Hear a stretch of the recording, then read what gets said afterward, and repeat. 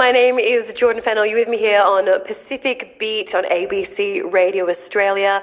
Now, new research ahead of the UN Climate Summit in Brazil has revealed that Pacific small-scale farmers need around $77 million every year to adapt to climate change, but that they're only getting a fraction of that. The analysis highlights that just over 1% of the funding needed reached Pacific smallholders in 2021. With nearly 3/4 of Pacific people relying on small-scale farming and fishing, the findings raise big questions about how the world values the region's food producers. To chat about this, I'm joined now by Ilisapeci Vakacegu, the Secretariat of Pacific Farmers Organisation. Welcome to the show. Thank you for having me. Ilisapeci, with this new analysis revealing this figure of $77 million needed to adapt, how has this been received by Pacific farmers, and what would it mean in practical terms to have this money to adapt if it was possible to get it? Adaptation finance is absolutely crucial for the Pacific, and particularly for our smallholder farmers. The amount has been widely received by our farmers, and in our Pacific, our food systems are constantly threatened by the impacts of climate change. And unfortunately, without proper adequate financial support, farmers simply don't have the means to strengthen their resilience. Our agricultural sector supports most of the rural families in the Pacific, and it plays a huge role in our economy. So for the region, investing in adaptation is about protecting our livelihoods of our people. It's about ensuring food and nutrition security, and also safeguarding our Pacific economies. So this new report says that only 1.47% of that needed finance, that $77 million, has reached Pacific smallholders. Where in the system is that breaking down? Why are Pacific farmers only getting a tiny amount of money? So the main factor causing the system breakdown is accessibility, unfortunately. So much of the world's climate finance flows through bigger international funds or banks. And unfortunately for farmers like those in the Pacific, we face long and complicated process just to access these funds. So funds like the GCF or the GEF, they often require detailed proposals and oftentimes co-financing options. And honestly speaking, it takes money just to be able to access a pocket of funding. So the system just ends up serving institutions and not farmers. That's why only about 1.4% of what is needed actually reaches our farmers in the Pacific. So to try and circumvent this barrier, the report calls for the establishment of a Farmers Resilience and Empowerment Fund. It's a fund and a mechanism led and managed by farm organizations themselves, just to ensure that adaptation finance goes directly to farmers and our communities. Now, at the Pacific Islands Forum this year, the Pacific Resilience Fund was established. You talking there about needing a Farmers Resilience Fund. Are you hoping that this new Pacific Resilience Fund facility will be able to help with that? Or what sort of avenue and pathways are you hoping to be able to establish a resilience fund for farmers specifically?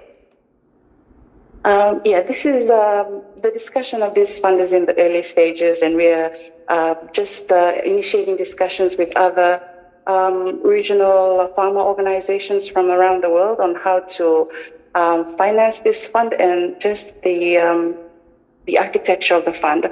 It's a bit too early to comment on that, but we would definitely look into avenues to try to finance that funds through existing financial mechanisms in the region and other regions around the world. And can you explain what would this money go towards? If you could give an example of just one smallhold farmer who might be able to receive funds in order to adapt to climate change, what exactly does that look like in practical terms on the ground? So on the ground, the $77 million would go directly towards farmer-led solutions that build climate resilience of our Pacific farmers and, of course, our food systems. So we want to ensure that the solutions that are being implemented are developed by our Pacific farmers grounded, of course, in their traditional knowledge and their experience, and focuses on what works in our island context. So that would mean investing in nature-positive practices like agroecology or soil restoration, improved irrigation systems. As an example could also be coastal farmers switching to salt-tolerant crops, supporting island communities also to manage their water more efficiently, and also strengthening institutional capacity of our local farmer organizations so that finance and training and knowledge is able to reach farmers in our communities. And just how much do smallholder farmers contribute to the Pacific region's food security and economies? We know that 3/4 of Pacific people rely on smallholder farmers, but what do they generate for the region? And then what is at risk if they don't have this money and they can't adapt to climate change? Farmers are the backbone of our Pacific food systems. Pacific farmers grow most of our food and livestock, and in many islands, imported food is very expensive.